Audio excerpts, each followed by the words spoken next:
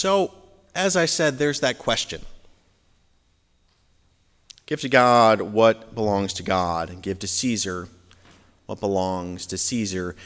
And that's a hard thing to ask. We look around sometimes and we say we feel God's presence in our lives. But how do we decide? Does everything we have come from God, all the good and all the bad? Do we then give the bad up to God as well as the good? We ask every week in the offering, return the gifts of God to God for God's work. But Jesus here says this money has Caesar's picture on it. So ought we to give our money to Ben Franklin and Andrew Jackson instead? Right? It's simple. That's what the text says, right? I mean, it's very obvious. It's clear. He's not ambiguous. So the question for me has always been, what is God's? How do I know that God has been there? How do I know that God is in the thing that I am doing? And it's really a hard thing to articulate. It's a hard thing for ministers sometimes in the evangelical churches, the more evangelical churches anyway, than ours. You see testimony, you see people talking about how God has acted in people's lives. And it turns out this is very effective. This is a message. This gets you feeling God's presence, understanding that in those around you, God has been present in their lives. God has changed things in them, and that same thing can be true of us too. In her book, Real Good Church, Molly Finney-Baskett, who used to lead the church about 3 blocks from my house, and actually still does, in Somerville, Massachusetts, writes that the practice in her church was that the liturgists had to write some of the prayers every week. And one of them was the offering prayer, and part of that prayer was talking specifically about God in our lives and what that looked like. And so this church, this UCC church, this very, very, very progressive UCC church in Boston, Massachusetts, has people up there every week testifying to what it looks like when God is acting in their lives.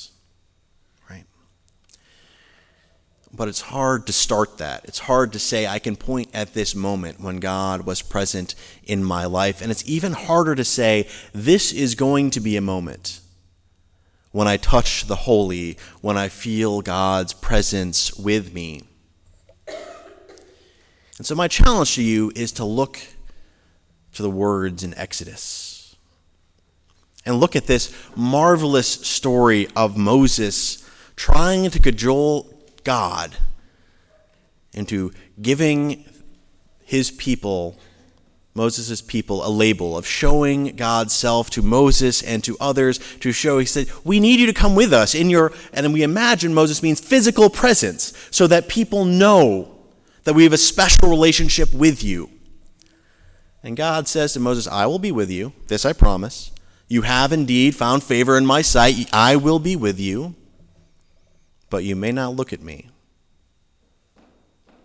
You may not see me, and God may as well be saying, you will know that I am with you.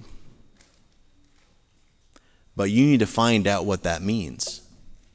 You need to find my presence in your midst without the easy way out of me showing you that I am here. And so it is with our lives that God says, no, it's not that easy. You don't get a label bestowed upon you. You don't get to say, I am a Christian and therefore I know all the things that I do are good and that God's presence is with me in all the things that I do. No, you need to find God on your own in a community with one another and sit there and understand, what is it that God's presence means in this place for me? How do I see where God was? Oh, wait, I gave it away. Because what God says to Moses is, I will not show you up front who I am. I will not tell you a name. When asked for a name, what did God say?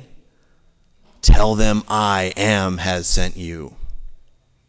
God is presence. And the magnificent thing about God's presence is that when it is there, things are no longer the same. And that is what God says to Moses here. Moses, you cannot see me. To see me ends your humanity. So I'll protect you. I will hold my hand over your face in the rock so that you are not burned up. and you will see my backside. God says, you will know that I have passed by what is in my wake. You will know because behind me things have changed. And that is how you know that God was present. And so as we ask what things are from God, what things change us, what things make us feel holy, what things make us want to be more. It is a hard thing for me to say. All those days in Cambridge sitting in church, true now as it was then, those moments when I could weep with joy and with sorrow in God's presence.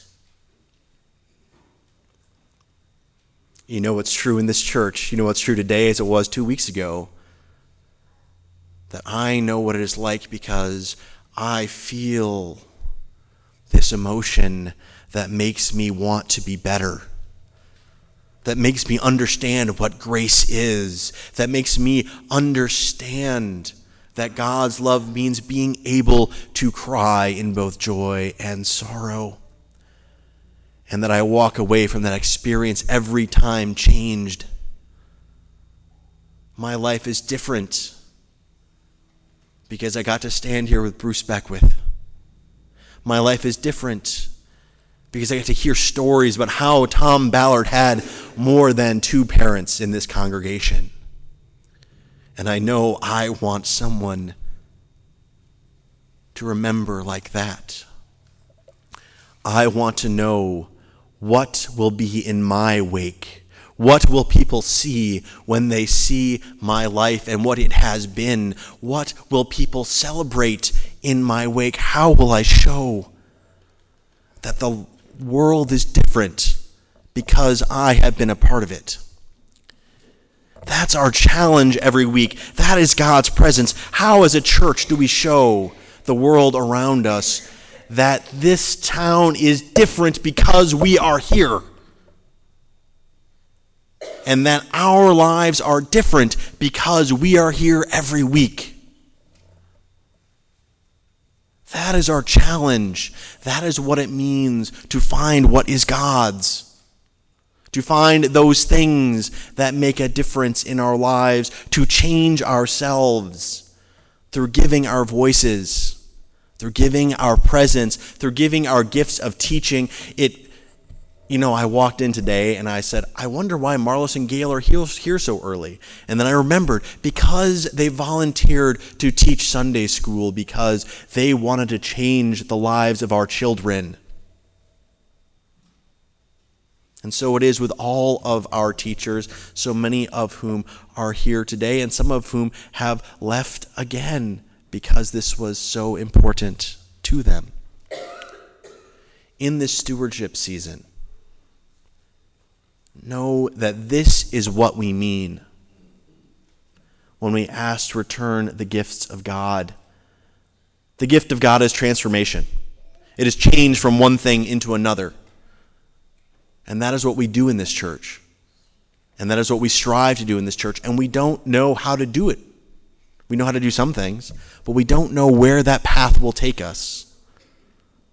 But in this season, where yes, we give gifts with our money, and we lay out what it is that we want to do. Jeanette and I are working on a narrative budget to tell the story of the church, to show you how we think we are changing things, and to put into words what it is that we're doing. And so we can take a look and say, we need to do more of this. We need to do more of that. We need to do less of this. And we can say together, in this church, what we do is search for God's presence. And we know we see it when we are changed in its wake. And through Jesus Christ, we hope to have that effect on other people too. To bring change to people's lives, to transform them and help them want to be better. And help them to be better and to find peace and love and grace in this place. Amen.